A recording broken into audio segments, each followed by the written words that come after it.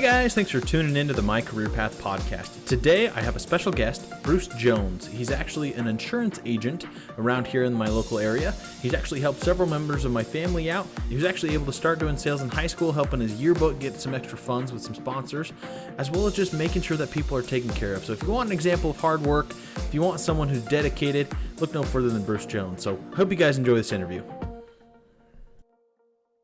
All right. I'm super excited to have my special guest here. It's Bruce Jones. He's an insurance agent. He's helped my family out a bunch. I know he's worked with several members of my family, and I just excited to talk with you. I'm excited to get an insurance agent, get some of the myths busted. So if you'd like, go ahead and introduce yourself, Bruce.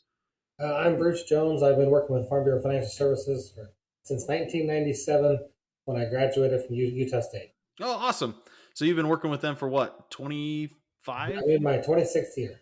26 years. Wow. Congratulations. That's awesome. Thanks. It's been a good run. Awesome. So kind of talk about your education, your achievements. What's most important to you in life? Well, those are two different questions. My education is I graduated high school.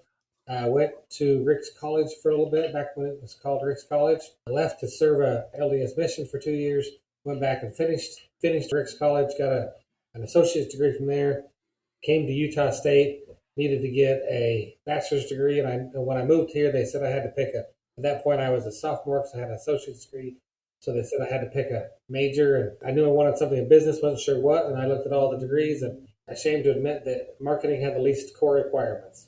I have a marketing degree, and it was the right one for me. It's perfect. I love marketing. Marketing covers so many things. It covers everything. You have to know about business administration. You have to know accounting. You have to know about sales. You have to know how to talk to people. You have to know how to brand stuff. You have to know finance. So it's really a wonderful degree. And while I was going to Utah State, first I worked for a company that most people haven't heard of it anymore. It was called ZCMI. Mm-hmm. I worked for them for a few months. And then I got a chance to work for a company called Stokes Brothers. I sold electronics. Eventually became the assistant manager, working full-time while going to school full-time. Wow, that's tough. Yeah, that was tough, but I was cheap. I wasn't willing to get a loan. That's right.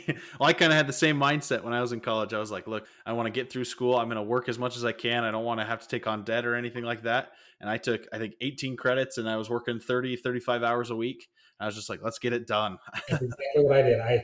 It was the same price at my time, whether you had 12 credits or 18 credits. Mm-hmm. More than 18, it cost you more. So I took 18 credits every semester, got done in 4 years, and was done. So it was 2 more years at Utah State. It worked out good. And then when I had a year left of school, I went to the placement center at Utah State, and I signed up for any job that would interview me. And awesome. A couple of them I was not qualified for in the least bit, but I thought, well, I'm going to get some practice, and they're going to tell me what's wrong with stuff. And I bet there was over 10 jobs that it came down to me and one other person, and the other person got it. Just barely beat you out. Yeah. So that was very frustrating, but it worked out. I got a lot of experience, and when this opportunity came, it actually did the same thing. It came down to me and one other person, and the guy couldn't decide, and he said, screw it, I'm just going to hire you both. Oh, nice. So that's a win-win right right there. there. And we had done the last 12 months, the last year of school, we'd done a lot of classes together, so we were pretty friendly. So he was a good guy to work with for a few years. And so I was able to do this opportunity and become an agent and start my own business. And it's been great. There's been very many hard times, but it's great. Oh, I'm sure. Yeah. So I kind of want to jump back. What was kind of the very first job you ever had? Maybe before high school or kind of in high school or even before that? That was outside of working on the family. Was when I was 13 years old, I got a job moving pipe in the summers. That's awesome. That's what a lot of people who I've talked to. Yeah.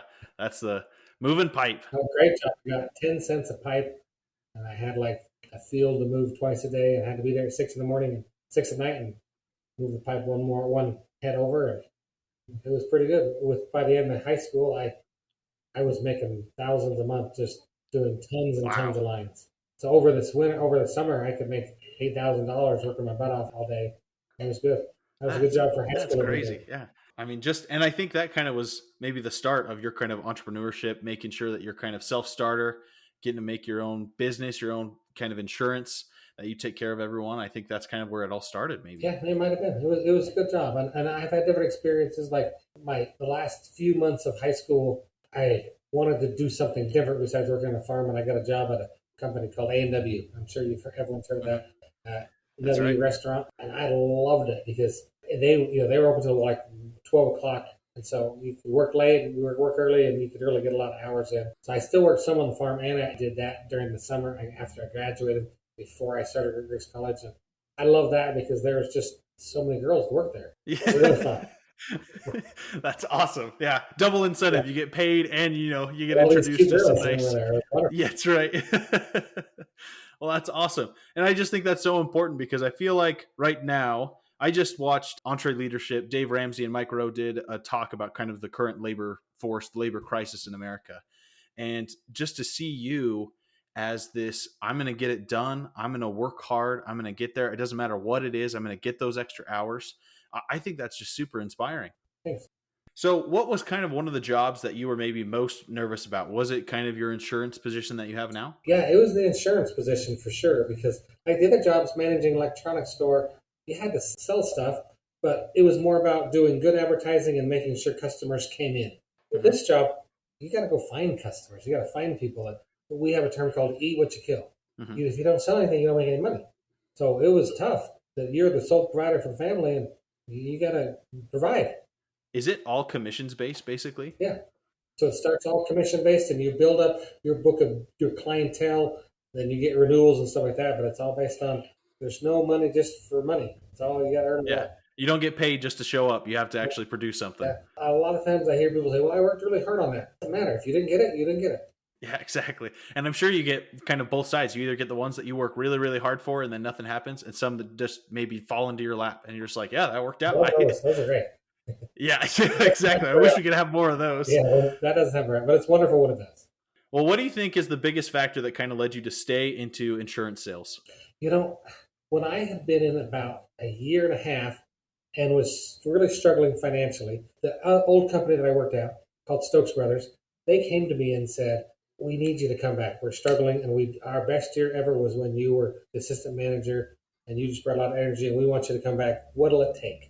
And at the time, before I left for them, I had low standards, and I said, "If you'll pay me 30,000, I won't leave."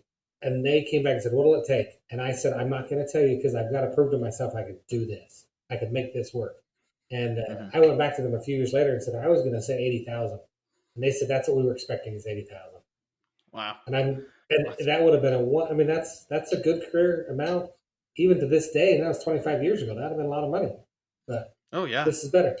Yeah. And I'm glad I did this. And Stokes Brothers, they're still around. And maybe they would have still been around if I'd have been there, but maybe not. So I'm glad I stuck this out. It's been hard, but it's really paying dividends now. What or who do you think has been the biggest help for you in becoming, a successful insurance agent, making sure you can connect with people? I think it's been a couple things. One of them is I'm not like a good looking, tall, skinny, fancy, really great, slick salesperson. What I am is tenacious. And I'm just good at, I don't leave without calling everybody back. And sometimes you have Hmm. to call people back and say, "I don't know yet. I'm still working on it. Give me a couple more days." But I think people just like that communication. And so I think that's made a difference. And then I'm always trying to see what everybody else is doing. If this month I can learn one thing from somebody else and make myself better or my team better, and then next month I can find someone else. If I'm constantly learning and constantly getting better, you almost think of it as you have a bunch of arrows. If you can Hmm. add one more arrow to your quiver every month, you can have that much more success. And so I'm constantly not just learning like book learning. I'm constantly learning from other people and what are you having success with your team? Not just insurance people, but other people. What works. What's fun. What works. What do people like?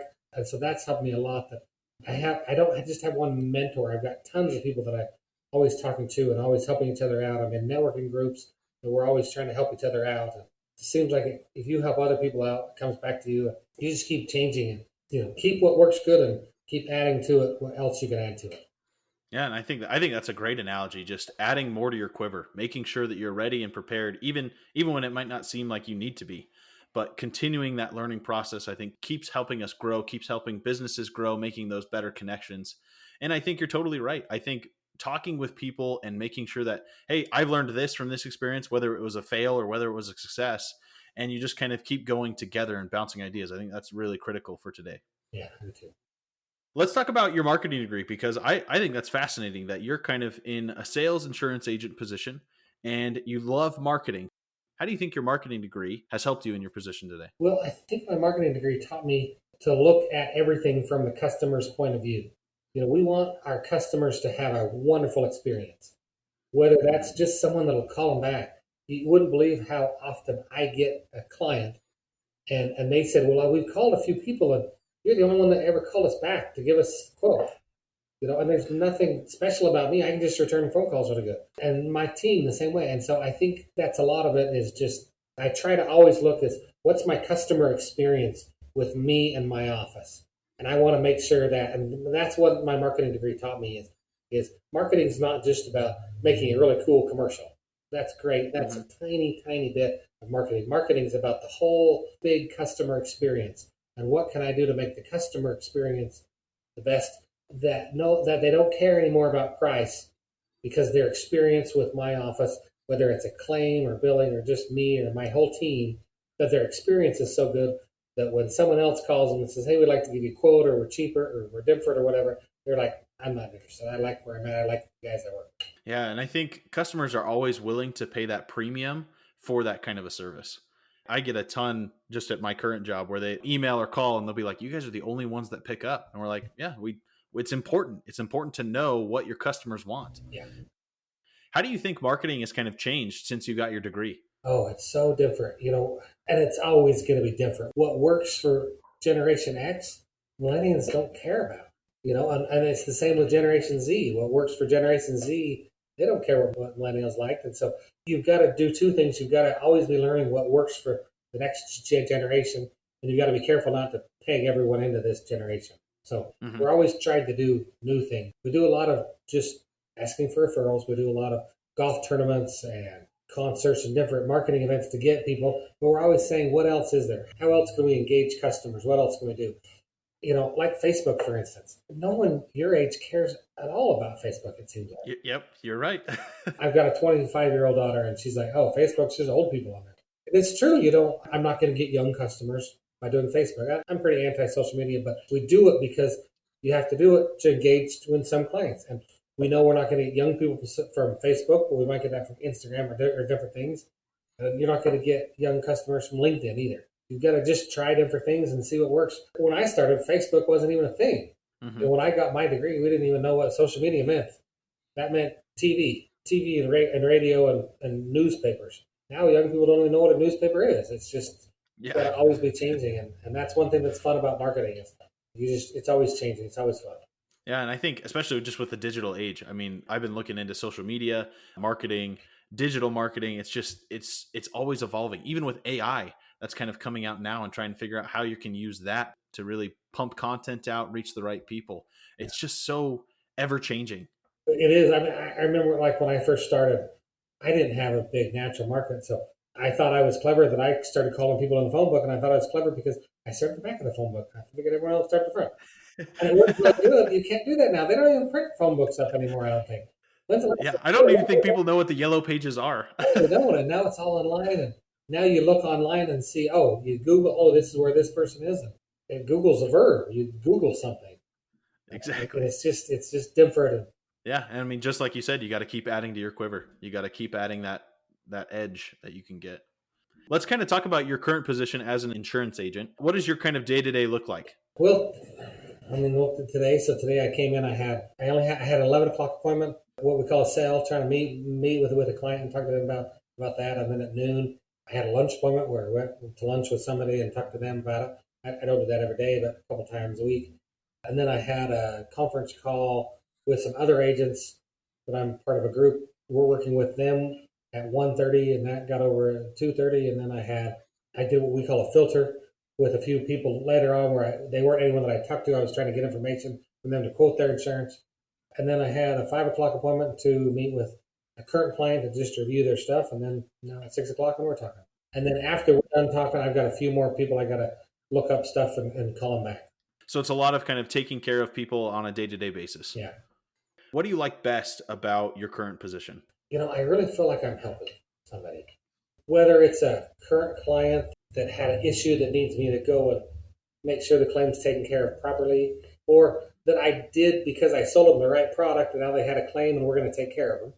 or whether it's somebody that knew that we're going to get them away from a really crappy company, Hmm. or we're going to just talk to someone and they just need someone to talk to. I think that's huge, and especially just with what you shared before, making sure that the client and the customer is taken care of. Yeah, I think that's huge, and especially with something as big as insurance and life insurance, making sure that people and their families are taken care of in kind of really difficult times, I think is a huge thing. yeah, I do too. A lot of people, most people don't have a lot of accidents and claims. Some people do, and so a lot of people are like, I've never experienced. I don't know what to do. They just need someone to say, it's okay. I do. We know what we're doing here. Let me tell you the next few steps, and we're going to take care of you. And they just need to know it's okay. Well, this bad thing is going to be a memory before you know it, and we're going to make Yeah, we're gonna help walk you through kind of the steps. yeah. Yeah. And even whether it's a monster thing like a house fire, those are devastating. Or it's a little thing like I got a little tiny fender bender that it's $2,000 damage to my car. That sucks, but not the end of the world. But insurance is really there for you, whatever it is. When you were growing up, did you ever think that you would be an insurance agent? No, I never did. I never thought about sales, but I ended up kind of falling backwards into doing sales.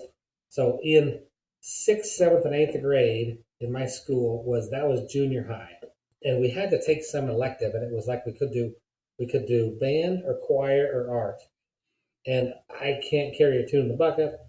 I have no musical instruments, and the only thing I'm worse at is art. And so I got put in choir because that was just by default, and I was a bit of a smart aleck, and I was a talker, and so I was talking to my neighbor when we were supposed to be singing, and the choir teacher came and yelled at me and stood like this close and said, "What do you have to say for yourself, young man?" And I said, "You have really bad breath." And he got really mad at me, and so I got kicked out of that class, and I got put into art, and I did art for a little while, and the art teacher said, "You are really bad at this, but I've got something you might be good at. We have a yearbook Uh-huh. that's not very good. We need more. We need more sponsors." And I want you to walk, half a mile and talk to the businesses here and get them to do it. So I found that I could leave school in sixth grade, and this was in a small Idaho town that wasn't dangerous. So I could walk a half mile and go talk to a business, and I could say, hey, the junior high here, we need sponsors. And people were like, yeah, no one's ever asked me that. That'd be great. And I could, Huh. and in a few weeks, I could double what just by asking and talking to people. And they were like, yeah, that's $35. I'll do that. And it was like I made more money than they'd ever made for the thing, and so they loved me all of a sudden instead of hating me in these things. And then I turned it, by my senior year, when I could drive and do a lot more, go further away, we turned the program around where we had so much in the budget and could do so much better stuff without making people pay more because we had more money and more sponsors, and the sponsors loved it because they got in the yearbook forever, and I loved it because I could take 3 or 4 of my friends and leave school for. And leave school, yeah. It was wonderful. I didn't realize that was selling because I wasn't like a used car salesman trying to talk someone into something. I was just saying, "Hey, this is an opportunity we're missing here." Little in sixth grade, my little first taste of selling, and it was fun. Wow. Just kind of looking over your career path and just what you've shared with me. It's you're hardworking. You are looking to talk with people and connect with people, and then it just comes so naturally to you. Because for me, and for I think a lot of people, when you get into college and you get in, you finish high school, you go, I don't really know what I want to do. But you were able to kind of go, well, these are things that I'm good at. I've had experience in the past, and it's just kind of just worked out really well. It has, and I think the thing that like I didn't know I wanted to be an insurance agent. I used to joke that I didn't know I wanted to do this till I've been doing it for 2 years. Exactly. I knew I liked people, and I knew I wanted to go into something in sales because of my previous experience. But I think that was the key: is I actually like people, Mhm. and there's so many good people that are just so negative, and they don't know how to be positive, and they want to be positive. I think, and if you can just smile at them sometimes, just talk to them.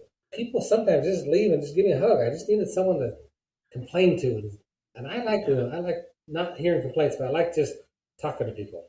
I want to kind of talk about your team a little bit. How many people do you typically work with on your team for selling? Okay, so in my office, I've got a full time assistant out front. She handles the phones. She handles the customers when they first come in. She handles the billing issues. She's kind of the first line of defense of making sure everyone's taken care of, making sure Mhm. calls to come in, people to come in, it's right at the right place and everything's taken care of and people are called back. And then I have a processor that she kind of supports the first person, and the processor just kind of makes sure that when you get a new client, everything's processed right, that all the changes, all the renewals, all that, just everything stays good for the customers. And so those are both my kind of customer service team.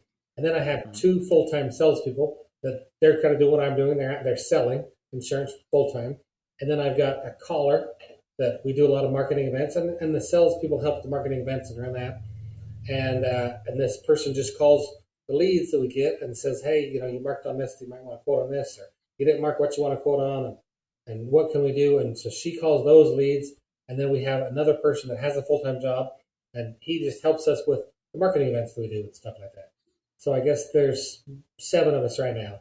If someone was looking to kind of join your team, what would be the main traits that you look for in that kind of a person? Is it education, or is it more of who they are? But what I like about education is education teaches, it tells me that you're teachable, and it tells me you can finish something. Someone that has a degree is willing to fight to finish something.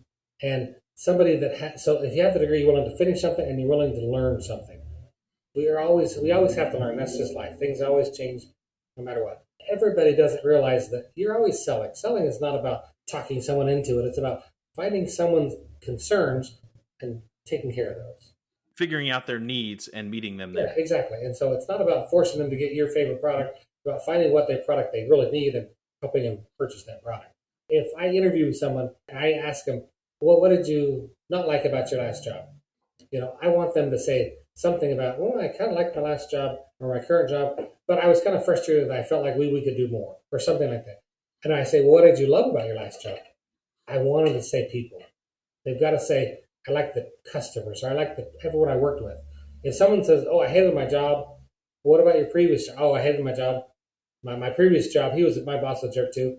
Well, they're the problem, not their Yeah. boss. So I want someone that, Not the work. It was them. It's a bad apple. exactly. I'm looking Yeah. for somebody that wants to help people, that likes people, and is willing to work to finish stuff. Just finding the right person who wants to help people just the same way you do. Exactly. I think that's a critical part, especially in such a important insurance selling position where you're selling life insurance and making sure people are taken care of.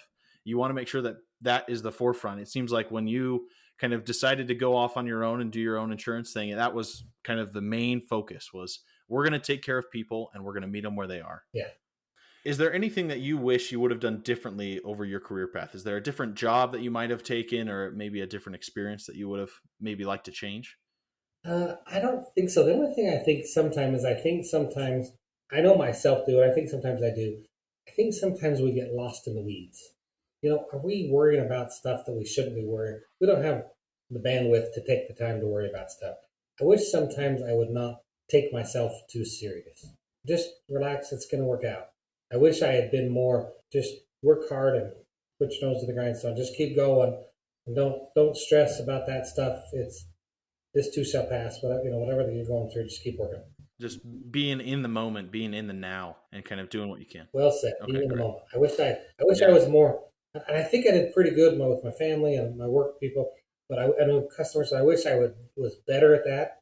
I wish I was better at recognizing when someone needs me to say, "You okay? How you doing?" And I think a lot of people just need someone to ask, "How you doing?"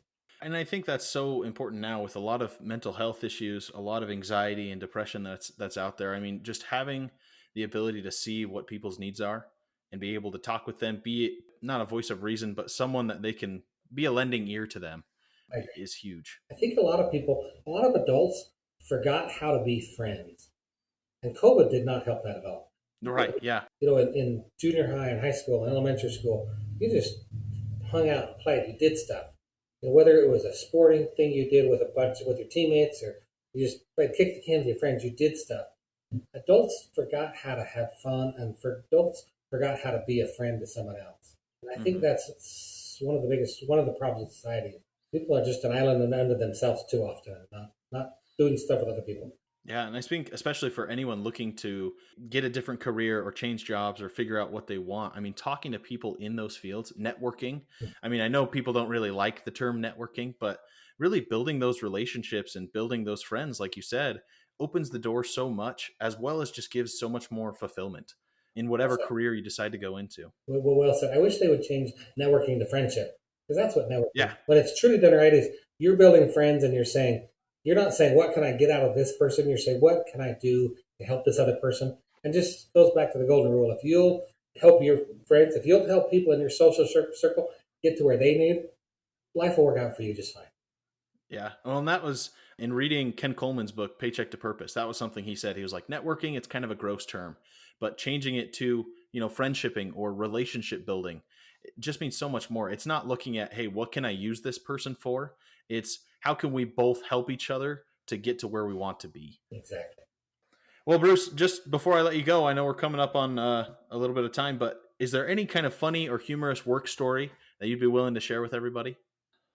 Most of the time people are pretty happy. Every once in a while, somebody gets frustrated with something. Mm-hmm. So I don't know which ones to tell. Let me tell. We get some weird people sometimes. One time we talked to someone, went to their house or something, and they had a full-size trampoline in the house. What are you doing? And other times we see weird cars that are like, why did you take this truck and this thing? What are you doing there? And, you just got to say, okay, if that is what works for you, great. Yeah.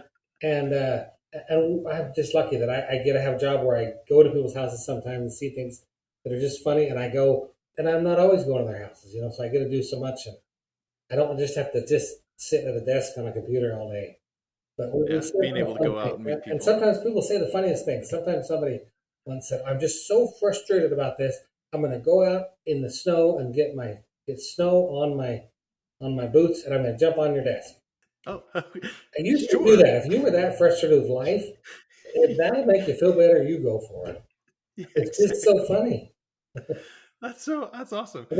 Someone had a full-size trampoline just like in their living room. Trampoline in their living room. And it wasn't even like a monster high ceiling. It was just a regular ceiling. And we're like, and that wasn't even one of my potential clients. Another agent called me and said, hey, you've got to go on this appointment with me. I met him once and I saw this. It's the weirdest thing I've ever seen. That's so funny. Did you guys have the meeting on there? Like you guys all just climbed on the trampoline? We did not. We met at the kitchen table. So that's good. That's awesome. And we didn't even ask him about it. Oh, wow. That takes a level of self-control. The guy was just weird. And so we're like, we're just gonna say, okay. Yeah, exactly. And it was terrible because this guy, the buddy of mine said, hey, you got to come with me to this appointment. Go to the appointment. When we get done, and this guy had a single car driveway. And then we get to go to leave, and my buddy's car won't start. So we're stuck blocking this guy in his house. And I'm like, it was a pain. We had to call a tow truck to pull his car out of there. It's a pain in the butt. But oh, my goodness. That was pretty funny. Well, there you have it, guys. I hope you enjoyed this interview with Bruce Jones. I know I learned a ton about making sure your quiver's full and loaded up, making sure you're adding to it regularly, and if you really want to shock someone, put a full-size trampoline in your living room. I'm sure you'll turn some heads. If you like this episode, make sure to leave a follow, make sure to leave a 5-star review. Please feel free to reach out to me on my social media and my email, colten@mycareerpathpodcast.com. I'd love to hear from you guys what careers you guys are interested in. So hope you guys have a great rest of your day. I'll catch you later.